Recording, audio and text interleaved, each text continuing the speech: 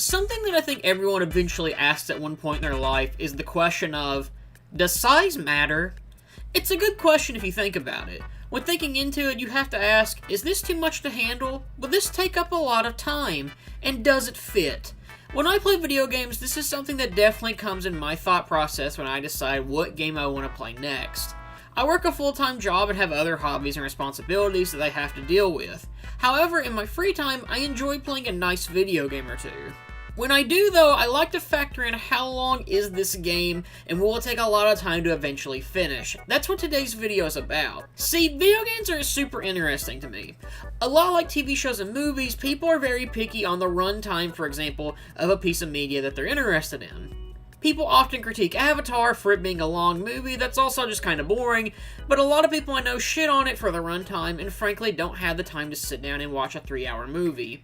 The same applies to other series. I'm a One Piece fan, but I understand those who have no interest in getting into One Piece due to how freaking long it is. You should read One Piece though, because it's actually pretty great.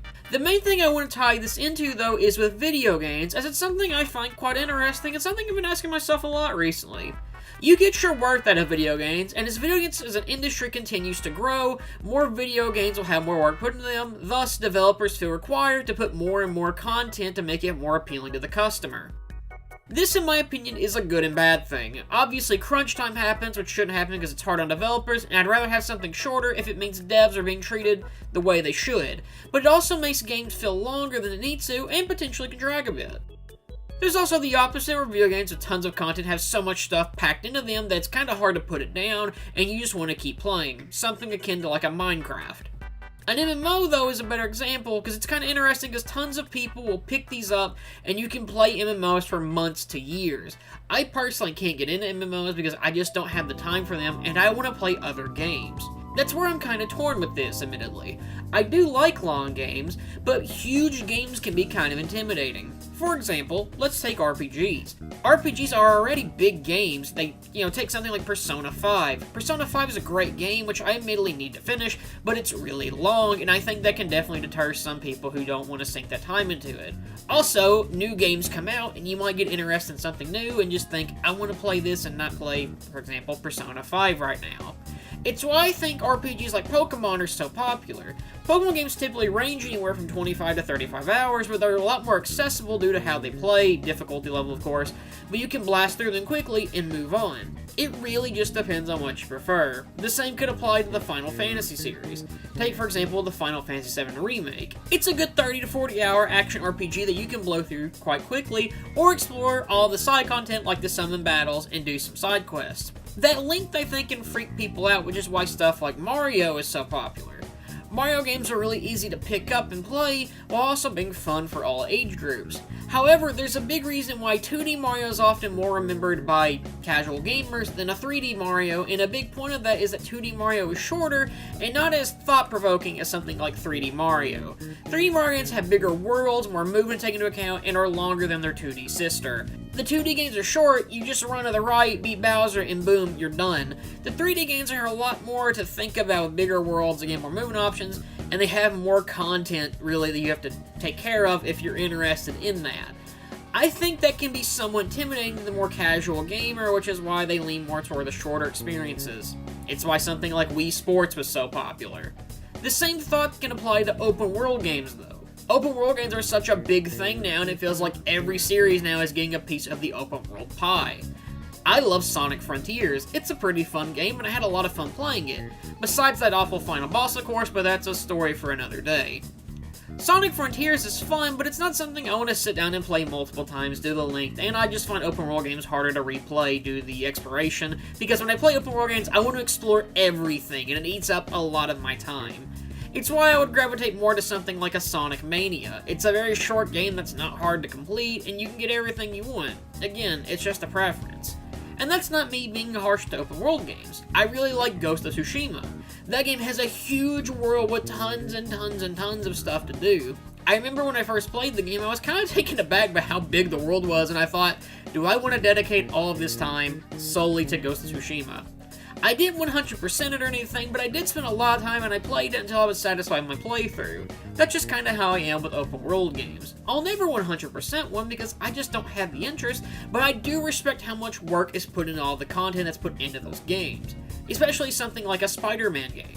I love Spider-Man PS4 and the Miles game because swinging around the city is loads of fun and you can collect a lot of neat collectibles. It's optional, you don't have to do it, but you get rewarded if you do, and that's the thing about having so much content that's fun is you're often rewarded. But I want to tie this back to games that don't have enough content. Animal Crossing New Horizons is such a weird game. I love it, but also find it really disappointing. The Animal Crossing series is a series that is made to sink a lot of time into. Like something akin to The Sims, you want to get an area, in this case an island, make it look all nice and pretty, take care of your villagers, collect items, and basically go into debt. It's kind of like real life if you think about it. And I just want to say, I spent a lot of time with Animal Crossing on the GameCube, but I burned myself out on it because, well, there's a lot of stuff there. Due to burn myself out on it though, I wouldn't touch the series again until New Horizons came out, and New Horizons immediately came out at the perfect time, as it was at the very beginning of the...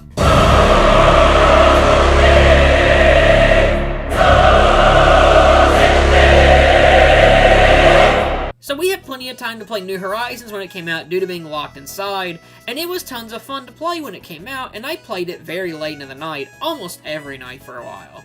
The issue with it is, again, I burned myself out on it, but the main reason for that is there's not enough content, and Animal Crossing is the type of game that needs to have lots and lots of content, or you're gonna burn your player base out, and they'll move on to something new.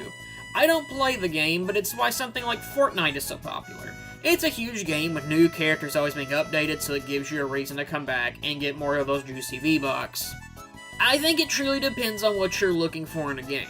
Some people prefer longer games with lots of content, while others just find shorter games to be more of their speed.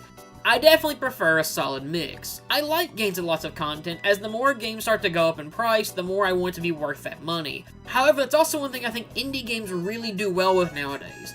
Indie games are often cheaper, but hit that sweet spot of having a good chunk of content while also being worth the money you give for it. Something like Celeste isn't a long game, but there's tons of stuff you can do while playing it, like collecting the strawberries and tapes to get the harder levels. It's worth it, and it's a fun challenge. Again, it truly depends on what you're looking for. However, there is one bit I haven't addressed yet, and that can apply to a story as well. Stories can drag a lot due to pacing, and that can either be due to being a large tale, or it can be just boring. Bigger isn't always better, and there's no story that I think that applies better to than The Last of Us. Now, the first Last of Us game is great, and it tells a great story. Not the best ever according to the internet, but still a pretty good one. Now, controversy aside, The Last of Us Part 2 aimed to be bigger and better. Again, controversy aside, The Last of Us Part 2 is a longer game with more content, but I'd argue that it hurts it because the narrative isn't as strong as the first game.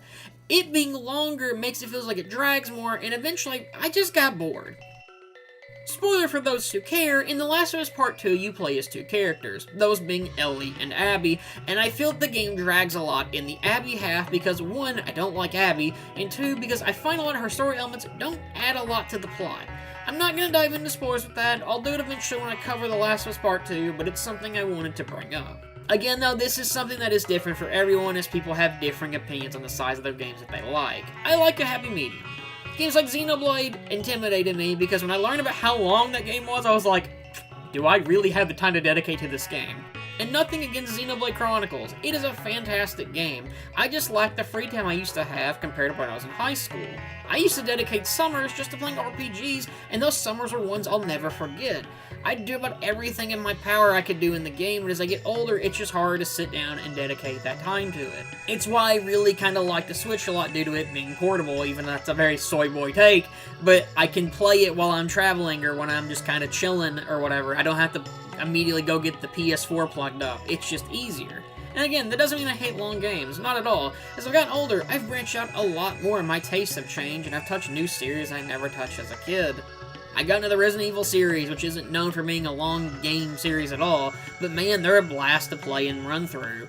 The same applies to long RPGs with tons of content as well. I played Digimon Cyber Sleuth last year, and that game had tons of content, and it's really fun to play. You should check it out. My main point again, though, is that size doesn't really matter. It depends on what you like. Everyone's different and prefers different things in their video games. If you enjoy short adventures like Kirby, that's okay. They have a place in the world, and that's for people who enjoy short platformers that aren't challenging. The other side of the coin applies as well for those who like long games with tons of content, different endings, whatever floats your boat, something like a Nier Automata. It's just what you like, and frankly, that's the beauty of art. Everyone interprets it in different ways. As I said before, it doesn't apply to just video games. It can apply to movies, books, TV shows, and more. So I'll ask the question again. Does size matter? Not really. Unless you have a small dick. Got him!